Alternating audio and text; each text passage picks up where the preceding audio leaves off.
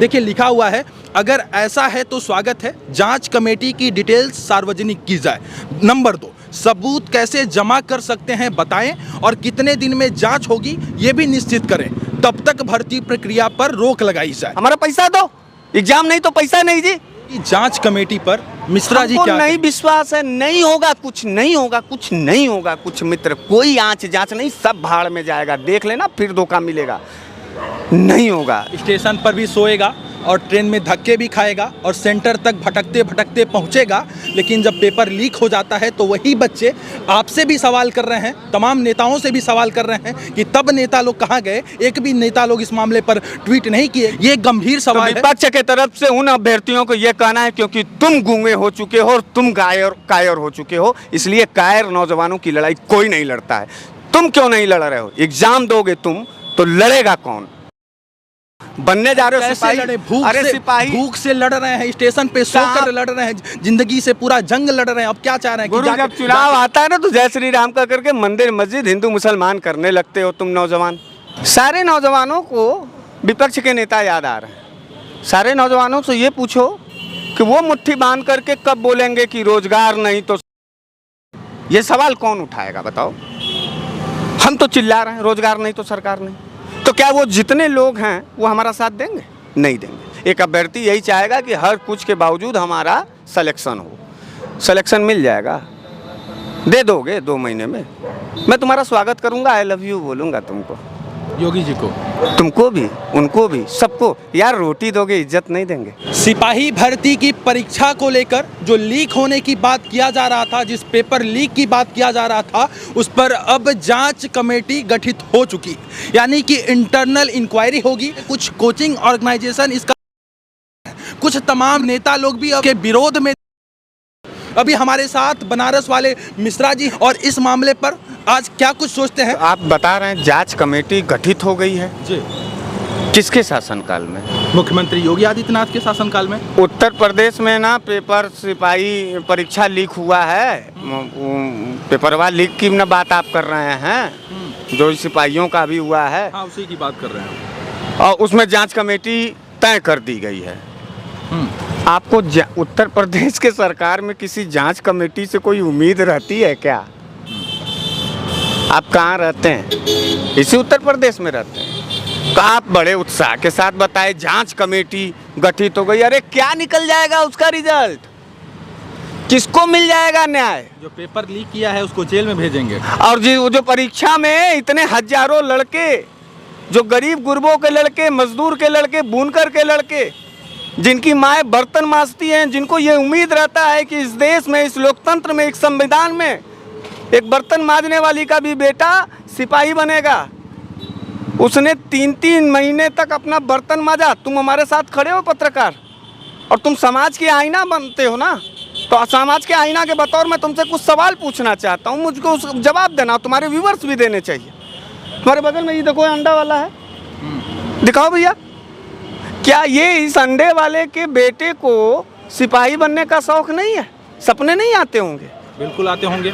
SDM नहीं बनेगा। और सुनो, उत्तर प्रदेश में ये सिपाही भर्ती, इसके पहले जितने परीक्षे हुए 69,000 शिक्षक भर्ती वह बैठा हुआ है, आमरण अनशन पर है। गुरु, तुम्हारे प्रदेश का नौजवान है, उसमें कई बहन बेटियां भी हैं, मांग रही हैं नौकरी, मिला?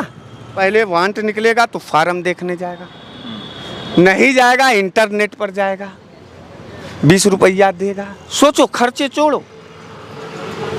फिर उसके बाद वो एक पेपर खरीदेगा, 1,500 रुपया का पेपर है, फिर नोट्स खरीदेगा, फिर किताब खरीदेगा, कलम खरीदेगा, नौकरी करेगा, बर्तन मांजेगा, उसी में पढ़ेगा। स्टेशन पर भी सोएगा और ट्रेन में धक्के भी खाएगा और सेंटर तक भटकते भटकते पहुंचेगा, लेकिन जब पेपर लीक हो जाता है तो वही बच्चे आपसे भी सवाल कर रहे हैं, तमाम नेताओं से भी सवाल कर रहे हैं कि तब नेता लोग कहाँ गए। एक भी नेता लोग इस मामले पर ट्वीट नहीं किए। ये गंभीर सवाल है। विपक्ष के तरफ से उन अभ्यर्थियों को यह कहना है क्योंकि तुम गूंगे हो चुके हो और तुम कायर हो चुके हो, इसलिए कायर नौजवानों की लड़ाई कोई नहीं लड़ता है। तुम क्यों नहीं लड़ रहे हो? एग्जाम दोगे तुम तो लड़ेगा कौन? ये बताओ। बनने जा रहे हो सिपाही? अरे सिपाही भूख से लड़ रहे हैं, स्टेशन पे सोकर लड़ रहे हैं, जिंदगी से पूरा जंग लड़ रहे हैं। अब क्या चाह रहे हैं? गुरु, जब चुनाव आता है ना तो जय श्री राम का करके मंदिर मस्जिद हिंदू मुसलमान करने लगते हो तुम नौजवान। वही लोग झंडे लेकर के गाड़ी और स्कूटरों पर चिल्लाते हुए जाते हैं। देखना, चुनाव आता है कोई सवाल पर नहीं होता, और हमारे जैसे नौजवान जिनको बनारस वाले मिश्रा जी कहते हैं ना, यही नौजवान गालियां देते हैं इसी विपक्ष को। और आज विपक्ष के कंधे की सहारे की जरूरत है, फिर भी खड़े हैं। सारे नौजवानों को विपक्ष के नेता याद आ रहे हैं। सारे नौजवानों से ये पूछो कि वो मुट्ठी बांध करके कब बोलेंगे कि रोजगार नहीं तो सरकार नहीं। ये सवाल कौन उठाएगा बताओ? हम तो चिल्ला रहे हैं रोजगार नहीं तो सरकार नहीं, तो क्या वो जितने लोग हैं वो हमारा साथ देंगे? नहीं देंगे। इसलिए नहीं देंगे क्योंकि मेरे पास लग्जरियस लाइफ स्टाइल नहीं है, और वो अट्रैक्ट हमसे नहीं होंगे, क्योंकि मैं ज़मीन का आदमी हूँ, गरीब गुरबों का सवाल उठाता हूँ और गरीबी में रह करके जन संघर्ष करता हूँ। हल्ला बोल भी तो नहीं बोल पा रहे। नौजवानों से बड़ी बड़ी सरकारें गिरती थीं और डरती थीं। आज का नौजवान बेतहासा निराशा हो चुका है। अरे नौकरी मिले या न मिले, वह भाड़ में जाए, ज़िंदगी तो जी लो और जिंदा दिली के साथ जियो। अगर तुम्हारे साथ अन्याय हो रहा है तो खुद बोलना होगा, और जब बोलने के लिए सड़कों पर आना होगा। एक तरफ तुम डरोगे भी सरकार से, और एक तरफ सरकार से न्याय भी चाहोगे, तो डरी हुई जनता को सरकारें कभी भी सम्मान नहीं, गुलामी देती है। इस बात को याद करो और पूछ लीजिए इन नौजवानों से कि इनको क्या पसंद तो है। आपके हिसाब से क्या करना चाहिए नौजवान? अरे सड़कों पर आ करके योगी सरकार से जवाबदेह तय कराना चाहिए, पैसा वापस मांगना चाहिए। हमारा पैसा दो, एग्जाम नहीं तो पैसा नहीं जी। कितने लोग कितने दिन की रोटियों को कम ना खा करके उस फार्म के पैसे को जुटाए होंगे। वो देखो गुलगप्पा वाला, जाओ पूछो। पढ़ाते समय उसके आधी कमाई अपने बच्चों को पढ़ाने में चली जा रही है, जिंदगी नहीं जी पा रहा है वो। उसके बारे में कौन सोचता है? और क्या वो उसका बच्चा जब सिपाही परीक्षा दिया होगा तो वो पैसा कैसे लाया होगा? इस बात को महसूस करने की ताकत है कि नहीं? और जिनके लिए मैं इतना दर्दनाक बात कह रहा हूँ, क्या वो उसके पैरों में, उसके मुट्ठी में इतना दम है कि नहीं है? देखो गुरु, एक बात हम जानते हैं, प्रैक्टिकल और तर्क बात करते हैं। ओलंपिक का दौड़ वाला रेस वही खिलाड़ी जीतेगा जिसके दोनों पैर होंगे और जिसके दोनों पैर में जान होंगी। योगी सरकार का पतीला लग जाएगा, हाय और बद्दुआएं लगेंगी। मैं उन लोगों से भी ये कहना चाहता हूँ, आधी पेट की भूख और तड़पता हुआ आत्मा की बद्दुआएं तुम लोगों को कंगाल कर देगी और कोढ़ी बना देगा। हम तुमसे लड़ नहीं पाएंगे, लेकिन हमारी हाय और हमारी बद्दुआएं से तुम नहीं लड़ पाओगे, बर्बाद हो जाए। प्रदेश पुलिस का जो प्रमोशन एंड रिक्रूटमेंट बोर्ड है, उसकी जांच कमेटी पर मिश्रा जी क्या नहीं विश्वास है? नहीं होगा, कुछ नहीं होगा, कुछ नहीं होगा। कुछ मित्र, कोई आंच जांच नहीं, सब भाड़ में जाएगा। देख लेना, फिर धोखा मिलेगा।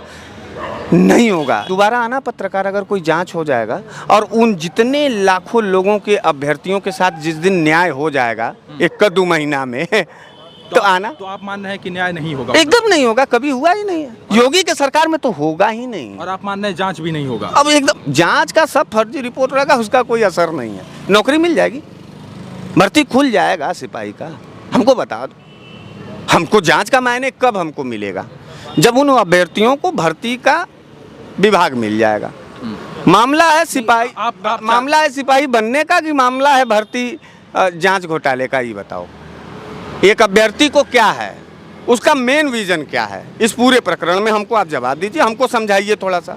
एक अभ्यर्थी यही चाहेगा कि हर कुछ के बावजूद हमारा सिलेक्शन हो। सिलेक्शन मिल जाएगा, दे दोगे 2 महीने में, मैं तुम्हारा स्वागत करूंगा, आई लव यू बोलूंगा तुमको, योगी जी को, तुमको भी, उनको भी, सबको। यार रोटी दोगे, तुम रोटी छीन रहे हो इसलिए जलालत पा रहे हो।